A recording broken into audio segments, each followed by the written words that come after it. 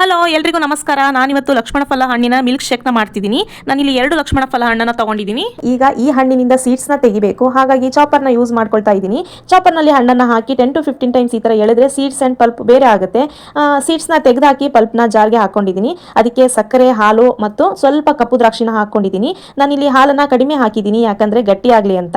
ಇದನ್ನೆಲ್ಲ ಹಾಕಿ ಮಿಕ್ಸಿ ಮಾಡ್ಕೊಂಡಿದ್ದೀನಿ and dry ಫ್ರೂಟ್ಸ್ನ ತುರಿದು ಇಟ್ಕೊಂಡಿದ್ದೀನಿ.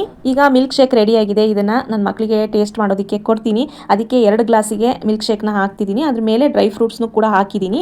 ನನ್ನ ಮಗಳಿಗೆ ಟೇಸ್ಟ್ ಹೇಗಿದೆ ಅಂತ ಹೇಳು ಅಂತ ಕೊಟ್ಟೆ. ಚೆನ್ನಾಗಿದೆ ಅಂತ ಹೇಳಿದ್ಲು ತಿಂದ್ಬಿಟ್ಟು. ಚೆನ್ನಾಗಿದೆ ಅಂತ ಹೇಳ್ತಾಳೆ, ಆದರೆ ಅವಳು ತಿನ್ನೋದು ಒಂದು 3 ರಿಂದ 4 ಸ್ಪೂನ್ ಅಷ್ಟೇ ಅವಳು ತಿನ್ನೋದು. ಮಿಲ್ಕ್ ಶೇಕ್ನ ತೆಳುವಾಗಿ ಮಾಡಿದರೆ ಒಂದು 2 ಸಿಪ್ನಷ್ಟು ಕುಡಿದ್ಬಿಟ್ಟು ಸುಮ್ಮನಾಗ್ಬಿಡ್ತಾರೆ. ಅದಕ್ಕೆ ನಾನು ಇದೇ ರೀಸನ್ಗೆ ನಾನು ಮಿಲ್ಕ್ ಶೇಕ್ನ ಗಟ್ಟಿಯಾಗಿ ಮಾಡಿದ್ದು. ಇದಕ್ಕೆ ಮಿಲ್ಕ್ ಶೇಕ್ ಅನ್ಬೇಕಾ ಅಥವಾ ಬೇರೆ ಏನಾದರೂ ಹೆಸರಿಡಬೇಕು ಅಂತ ಗೊತ್ತಿಲ್ಲ. ಏನಾದರೂ ತಪ್ಪಾಗಿದ್ರೆ ಸಾರಿ. ಓಕೆ, ಈ ಮಿನಿ ಲಾಗ್ನ ನಾನು ಎಂಡ್ ಮಾಡೋ ಟೈಮ್ ಬಂದೇ ಬಿಡ್ತು. ಎಂಡ್ ಮಾಡೋದಕ್ಕಿಂತ ಮುಂಚೆ ನಾನೇನು ಹೇಳ್ತೀನಿ ಅಂದರೆ, ದೇಹವನ್ನು ಹಣಕ್ಕಿಂತ ಹೆಚ್ಚಾಗಿ ರಕ್ಷಿಸಬೇಕು. ಏಕೆಂದರೆ ದೇಹವು ಹದಗೆಟ್ಟ ನಂತರ ಹಣವು ಅದನ್ನು ರಕ್ಷಿಸುವುದಿಲ್ಲ.